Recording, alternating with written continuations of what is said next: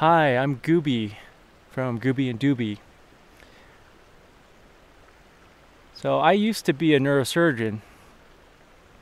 I went to college at MIT and did 4 years of medical school and 6 years of neurosurgery training, and I was a neurosurgeon for almost 10 years after all of that. So that's 20 years of my life. And I quit. I quit last year, and nobody understood why I quit.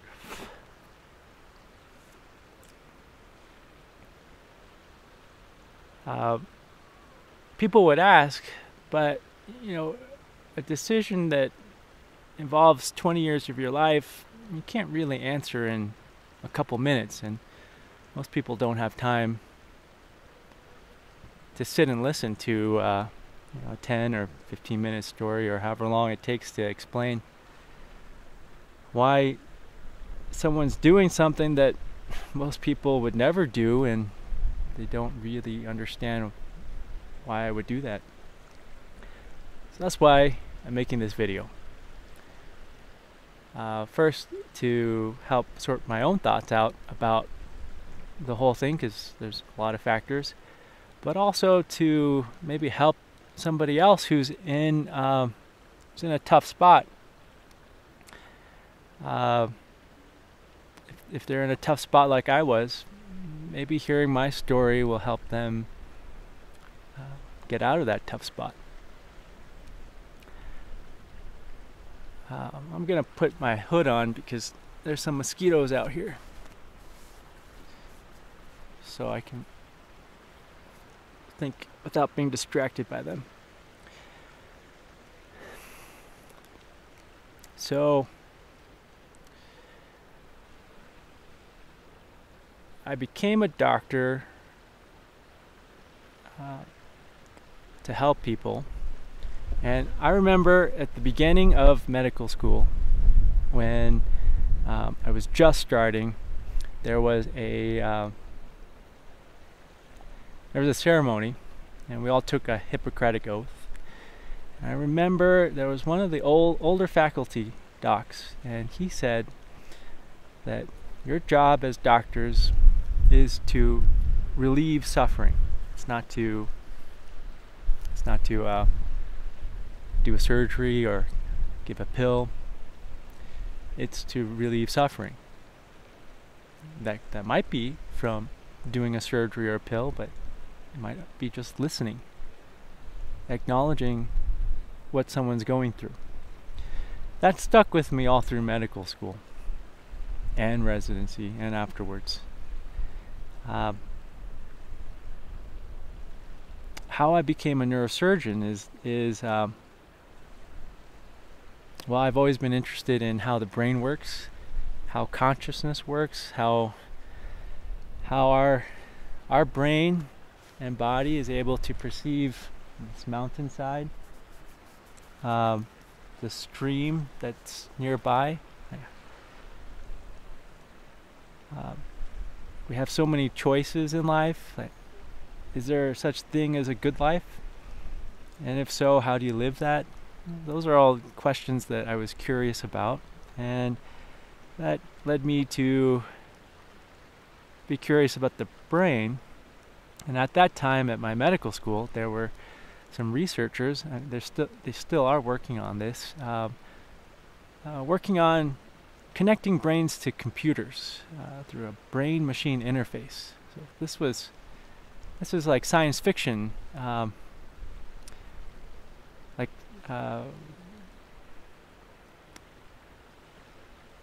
creating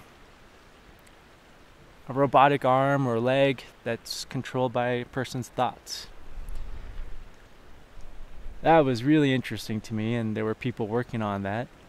And so I wanted to go into neurosurgery and learn about that and do research on it, and maybe one day do a surgery like a Luke Skywalker replacing his arm kind of surgery.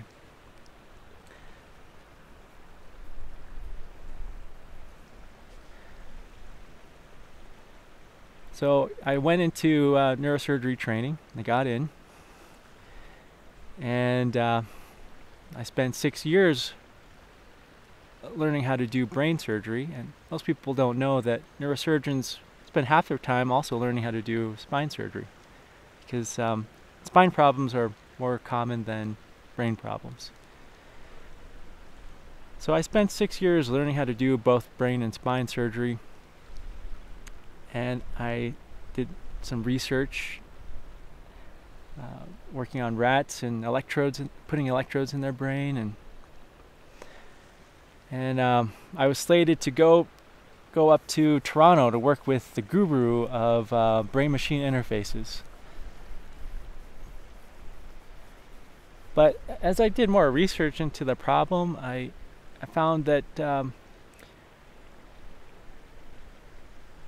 this dream of being able to give people robotic arms or legs, I don't think will ever happen. And that's because the brain knows that these small electrodes that listen to the brain are not part of the body, so it rejects it, builds up a wall of scar, and then the electrodes, they can't hear the neurons, the little tiny cells in the brain that send the signals. So the goal that I wanted to accomplish, which was to become a neurosurgeon who specializes and does research on brain-machine interface work, I thought that would not work out in the end because of those limitations. And after putting in 4 years plus, at that time, 5 years of my life, that's 9 years of from 20 to 29 years old. That's like the prime of my youth. I had invested it in doing medical school and learning how to do brain and spine surgery. At the age of 29, I realized that where I wanted to go, I would never be able to make it. It's just not possible. And after putting 9 years of my youth into that job, I didn't want to throw that away. So in my last year of residency, I learned how to do spine surgery, because that's what most neurosurgeons do. It's the most common thing. It's what a regular neurosurgery job is fixing people's worn out necks and backs. And I had good teachers to do that, and I graduated, and I got my first job, and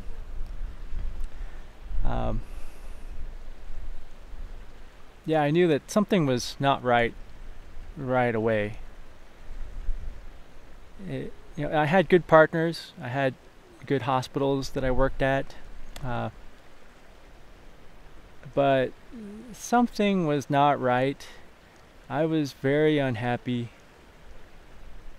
And on the surface, it didn't make sense. I was getting paid very well. It was a very well-respected job. I had good colleagues. I had good support. But I was the most unhappy that I've ever been. And I couldn't really figure it out for a long time. I had gotten married just before getting the new job, and that's the best decision I've ever made. My wife is so understanding and supportive.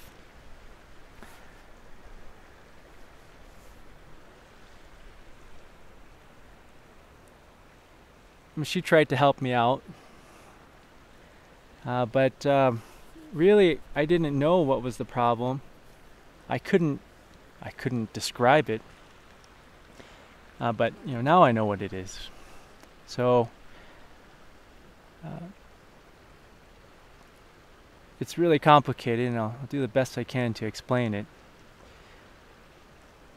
Going back to medical school, when I took that oath and I had that older professor say that your job is to relieve suffering, that's what I understood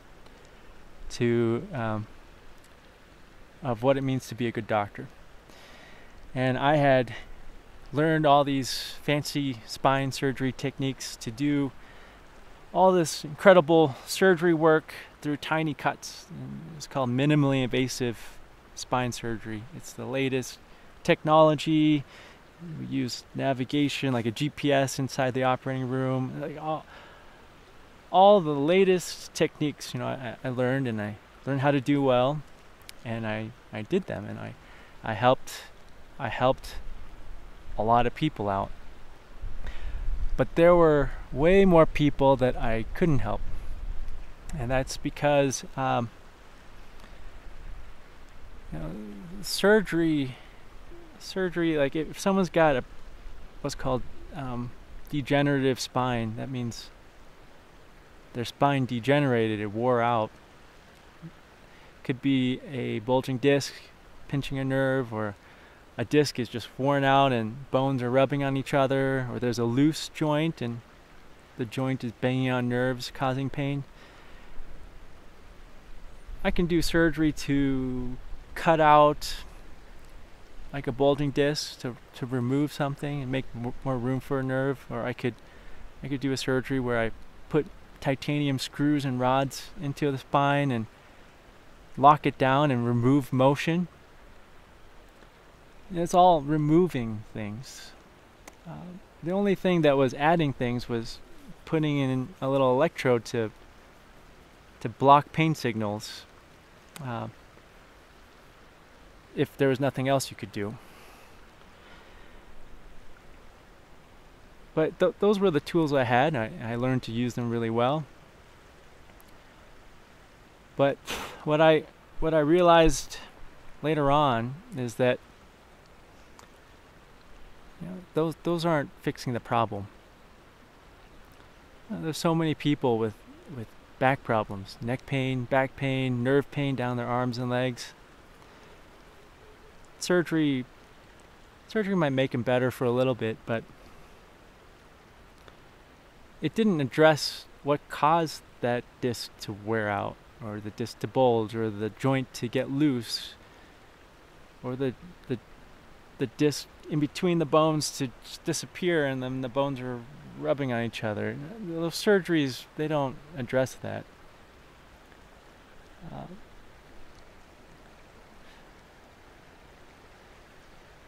So what I was doing,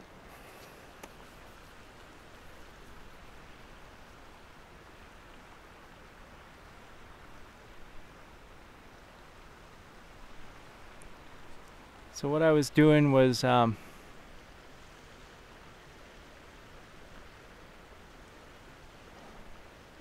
there's a lot of mosquitoes.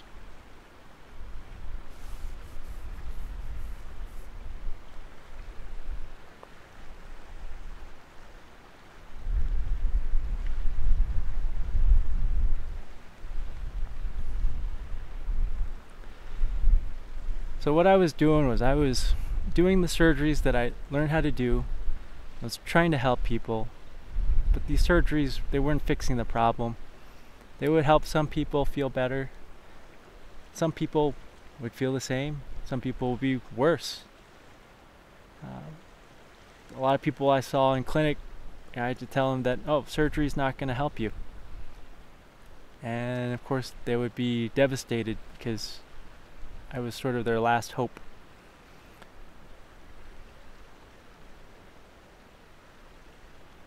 That all weighed really heavy because I thought I was going to relieve suffering. And I did relieve some suffering, but I saw so much more suffering that I couldn't relieve, even if I tried to do surgery.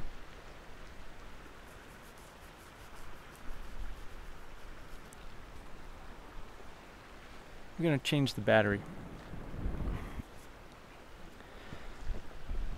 So a PA, a physician assistant that I worked with, he made a good analogy that the surgeries we're doing is like this. It's like you have a house, and the roof, the top of your house has a leak somewhere, and rain water is coming down into the house, and it's ruining the drywall, and you can see it. You can see water damage.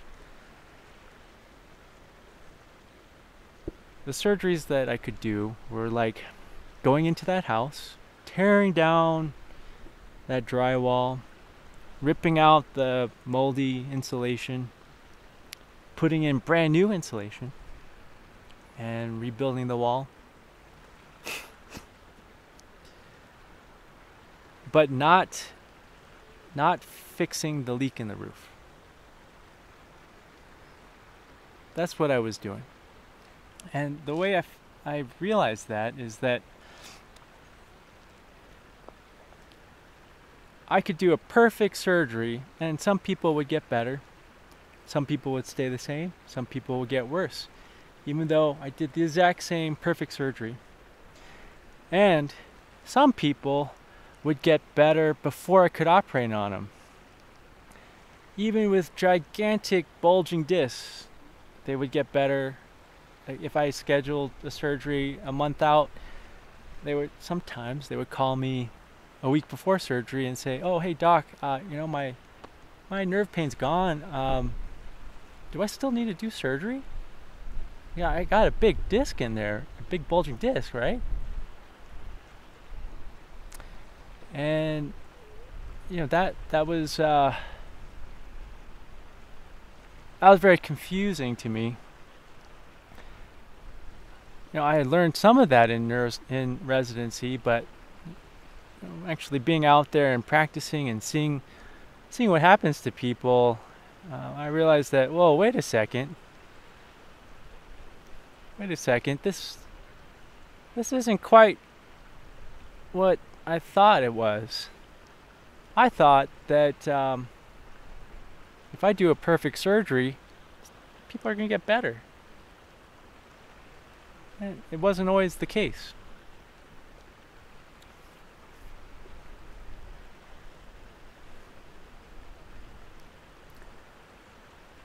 So over the 9 to 10 years that I was a neurosurgeon,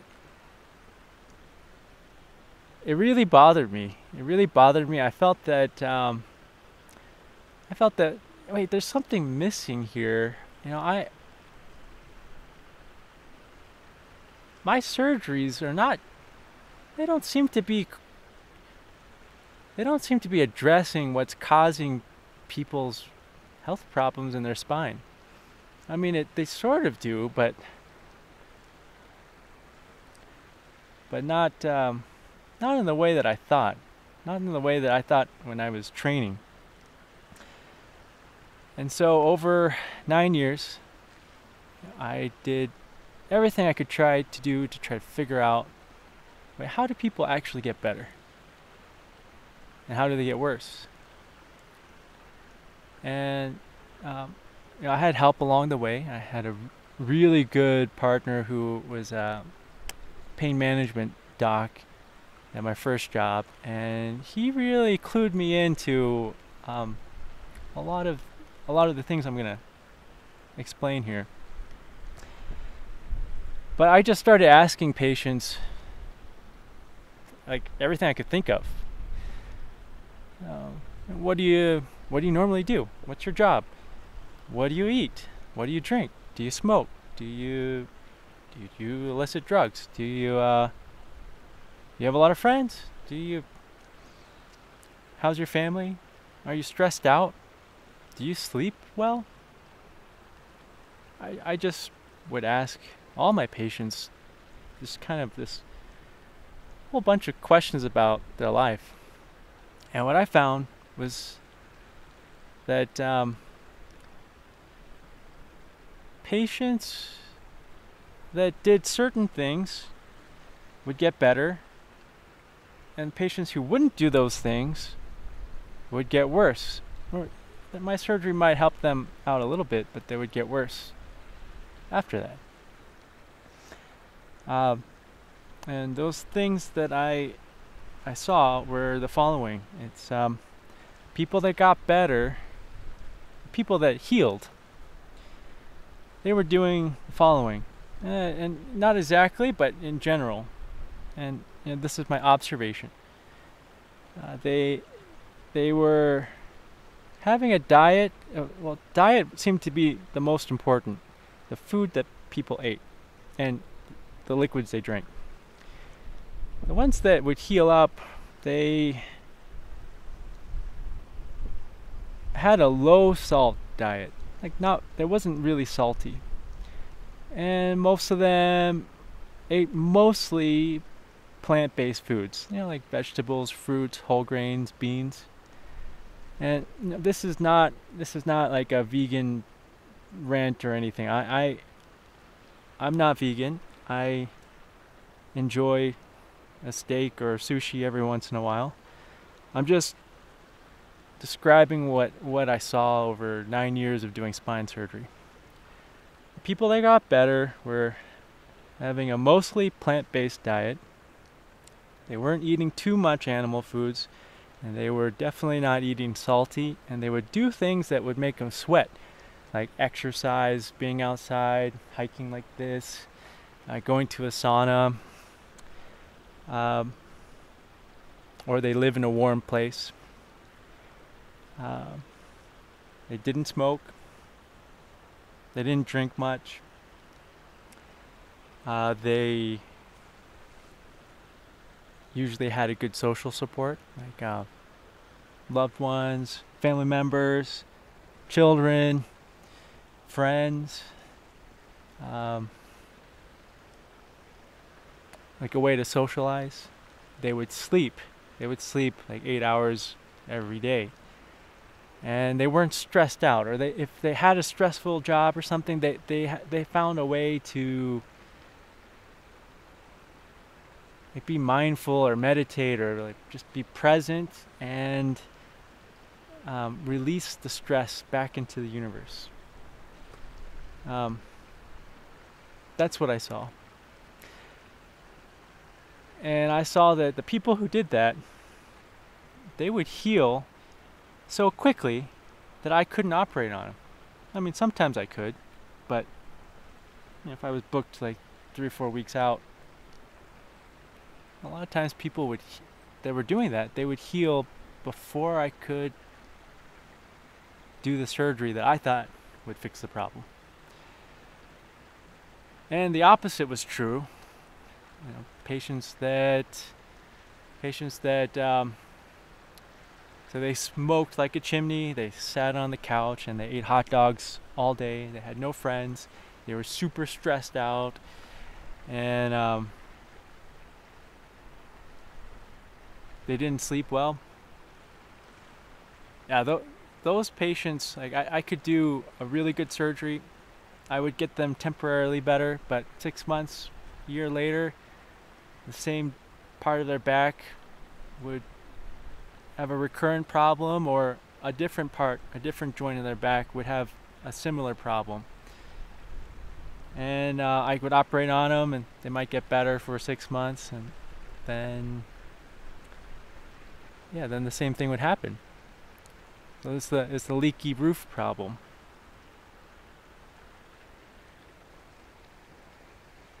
So that was my aha moment.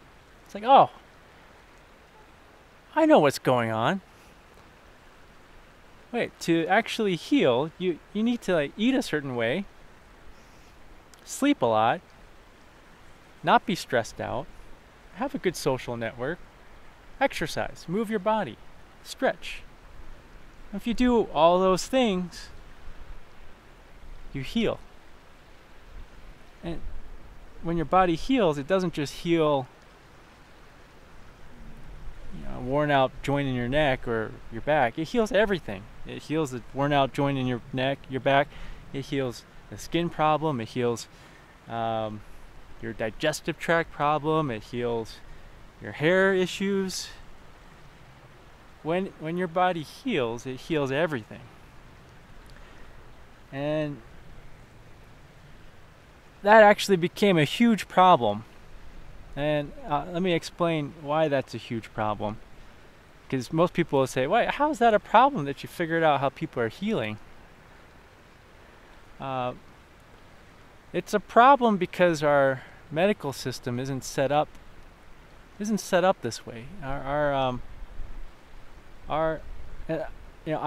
not knocking any hospital or group that I worked with. I had the privilege to work with really amazing people in amazing hospitals, amazing institutions. But the way that everything is set up in the whole country, it's not any particular hospital.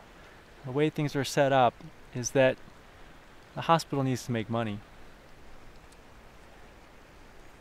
They need to make money, they need to grow economically. They need to grow economically. And the problem there is that if you figure out a way to help patients heal, and that way doesn't include a pill or a surgery, well, then the hospital and the doctor are in big trouble, because if you figure out a way to help people heal and you can't charge them for it, well, then you've just worked yourself out of a job. Let's just say, like for example, there's a hospital in a town, and there's an X amount of people with back problems, and the hospital, there's a doctor, say it was like me, Dr. Gooby, was doing, we'll just say 100 spine surgeries in a year to fix the people in the community's backs. And the hospital got paid, Dr. Gooby got paid, and it continued. Every year, 100 people needed surgery from Dr. Gooby. Well, the hospital's happy, Dr. Gooby gets paid. Dr. Gooby may not be happy with his life, but he's getting paid, and the hospital's getting paid. But if Dr. Gooby figures out, hey, yeah, you know what, this surgery can help some people, but really the best thing that people can do is eat a certain way, exercise, sleep, meditate, be mindful, not be stressed, hang out with their loved ones and friends, and then their back problems will get better.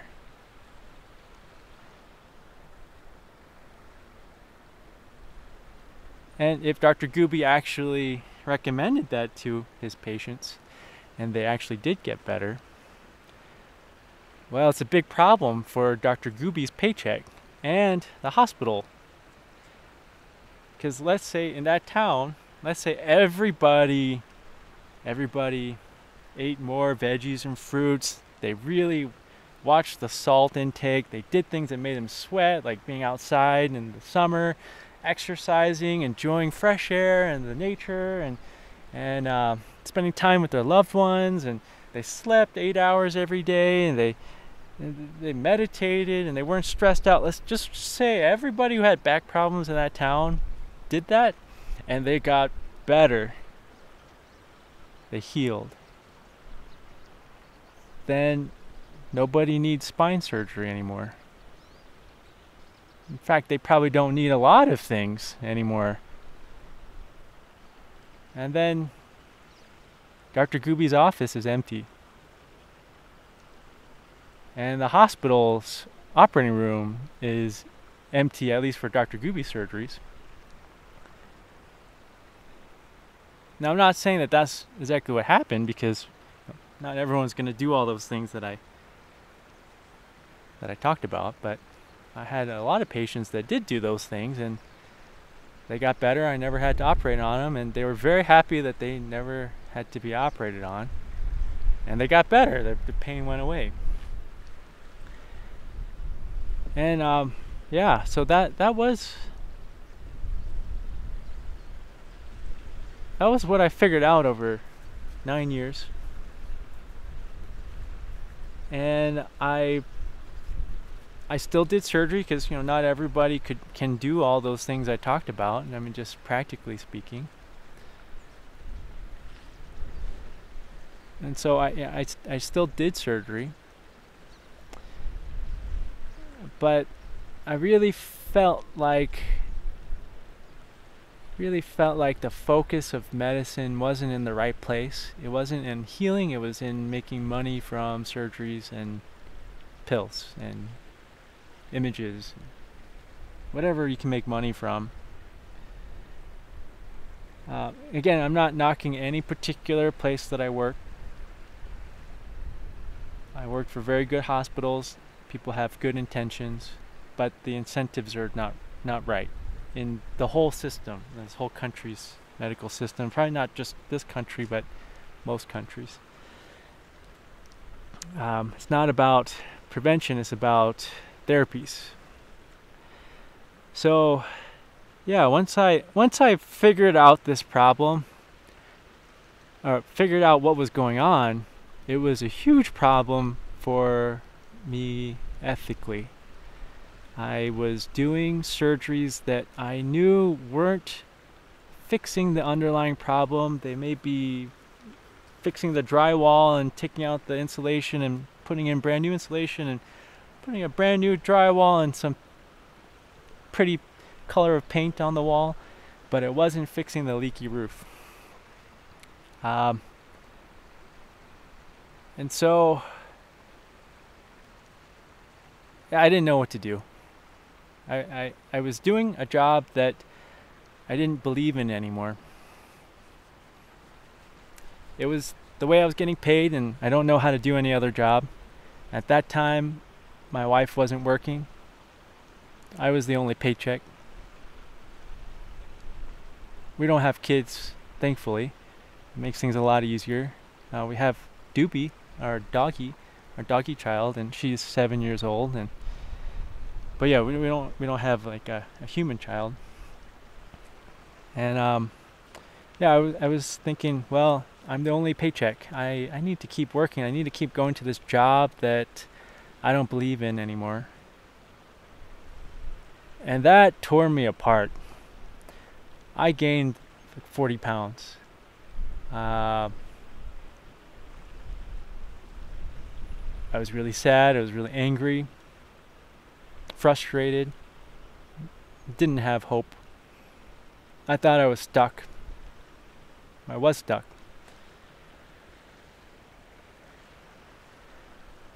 And then this was the year before last. I was like, I don't know how I can do this for the rest of my life. Most surgeons, they keep operating till they're 60, and at that time I was 38. I was like, I don't know how I can operate doing surgeries that I don't believe in. Even though I can do them very well, and I can help some people out. I helped out a number of people, but it was a moral dilemma, or moral injury. I think there's the term moral injury. It was a moral injury, and it devastated me, and I kept going to work, and I kept doing my best to do a good job. But yeah, it tore me up inside. And I knew that if I kept going back to that job every day for another 20 years, I would die before 20 years. My body and mind and soul, they would have just broken down, and I don't think I would have made it. I wouldn't have made it to 60. So I knew that something had to change, but I was stuck. I I was the breadwinner, and I think a lot of people can relate to this. I think a lot of people may feel this way. And I knew that I was dying. I was dying inside, and my body was dying. So, I talked to my wife, and I said, well, would it be okay if I just work part-time? Maybe I'll cover the ER neurosurgery job for a couple weekends a month, or a week or week and a half each month, and do something else, something that makes me feel good, like being out here, being out in nature the rest of the time. And my wife, I said earlier that she's amazing. She said, I see what you're going through. I've lived with you through it. You should just quit.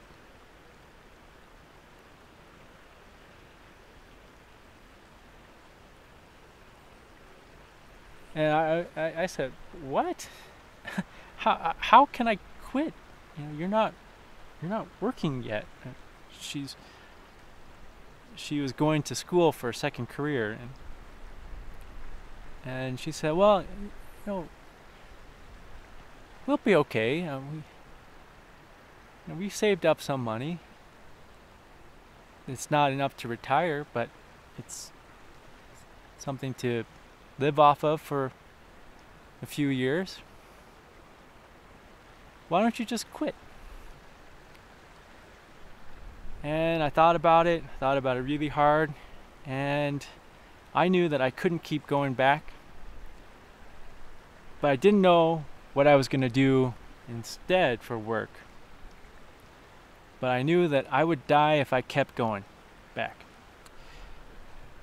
So, with my wife's support,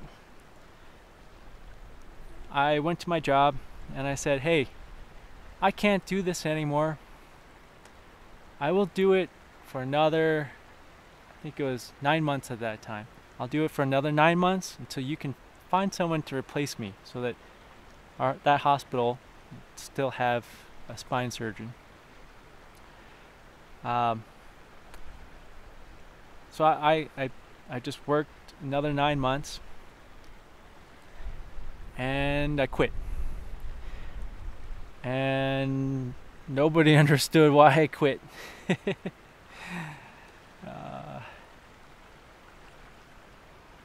I would try to explain, but this video is probably already 40 minutes long, and people don't have 40 minutes to listen to me explain why I quit. So I would tell them, oh yeah, I was burnt out, or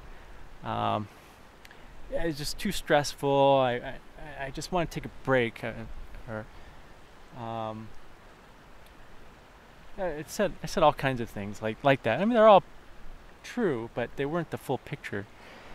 And at first I was really embarrassed to say that I'm quitting, and that I have no plan of what to do afterwards. That was embarrassing too. But after some time had passed, and a lot of people had asked me that question, and I told a lot of people I have no idea what I'm gonna do afterwards. It actually felt good. It feels good to not have a plan. It's freeing. Because I don't have a plan, I don't have to be anywhere. I don't have to do something at a certain time. And then I just kind of leaned into it. Someone asked me, oh, what's your plan? I said, I don't know. And I felt good about it. And I could tell they felt embarrassed for me. They felt uncomfortable, whereas I was feeling uncomfortable initially saying that. But yeah, over time, I just accepted. I know I can't do neurosurgery anymore. and I don't have a plan, and I'm quitting, and I won't have a paycheck. I got some money saved up, and I can live off of that for a while, but I've got to work again at some point. I can't retire. But yeah, no, I need to do this. I knew I needed to do this, and I did it. So that was last September. I quit. Haven't gone back. And at first, so this is, I think, what most people call a midlife crisis. I would say the crisis part was really the 9 years that I was super unhappy. That was the crisis. So I think that's what most people call a midlife crisis, is what I would say was those 9 years I was really unhappy. I knew something was wrong, and I knew I couldn't live like that, but I felt stuck. I felt stuck in that situation. Felt like I couldn't escape it. That was a crisis. Now that I've left, I haven't been this happy in my whole life. It does not feel like a crisis right now. I mean, maybe financially it might be a crisis at some point, but I've never been this happy before. Ever. It feels right. So what I did when I quit is I just walked a lot outside, because I had gained 40 pounds, like I said earlier, and I ate healthy. I slept a lot, because a neurosurgeon, they don't sleep very well, because they keep getting called about emergencies. Nobody was calling me. I slept every night for a really long time, and I walked, and I spent time outside. I spent time with my dog. I did the things that I wanted to do, which like be out here. My dog, she's Doobie, she's 7 years old, and for the majority of her life, she unfortunately had a very boring life, because I was so busy, my wife was busy, and we'd take her out for a walk every day for half an hour to an hour, and then she would just lay at home the rest of the day, and it made me sad. Made me sad that that's her life, or that was her life. And so I wanted to spend time with her, and spend time with her outside, because she loves being outside. And so it first started out, I want to lose weight, get back to a healthier weight. I want to help my dog live a full life, where she's having fun, she's smelling things, she's experiencing things outside. That's kind of where things started, and I made this YouTube channel, Gooby and Doobie, to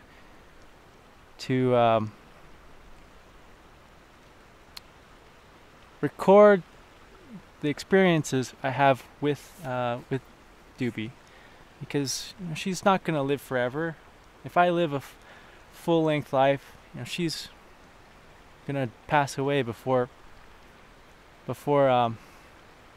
I do. And I wanted to be able to remember the times that I've had with her, and so that's why I made this channel, and was recording our hikes.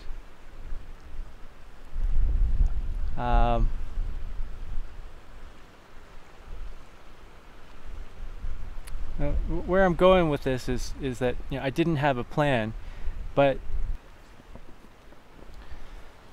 so where I'm going with this is, I quit. I had no plan.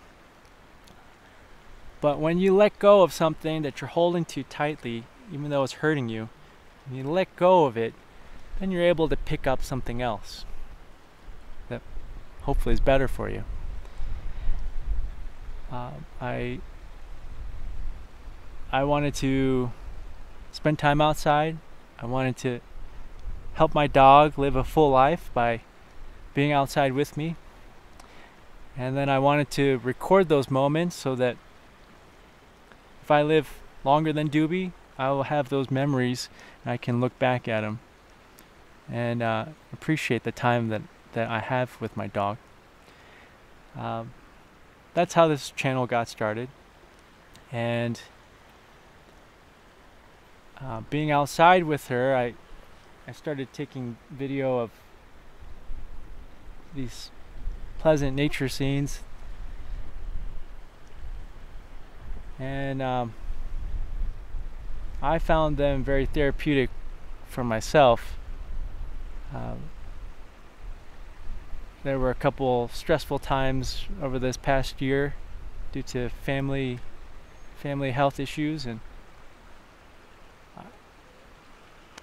I found that hearing those nature sounds really helped me feel better, helped me process what was going on better, be more present and aware, and kind of release that stress and anxiety.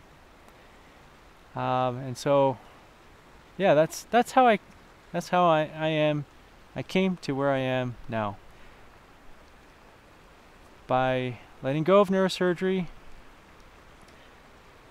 I am able to be outside, be healthier. My dog is able to live a fuller life. And I've figured out a way that I can help relieve people's suffering by sharing nature scenes with them. It's not a surgery, but it definitely works to at least one of those several things that help people heal, which is to relieve stress.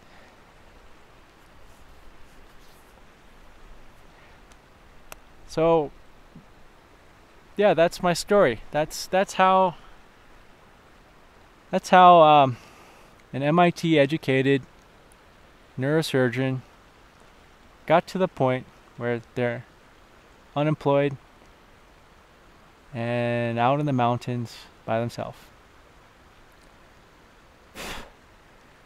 Well, that was really long. It was really long, and I hope that might help somebody. I hope that you have a wonderful day if you're listening to this, and trust your heart. Trust your heart. Lean on the people that love you, and do what you need to do, whatever that is.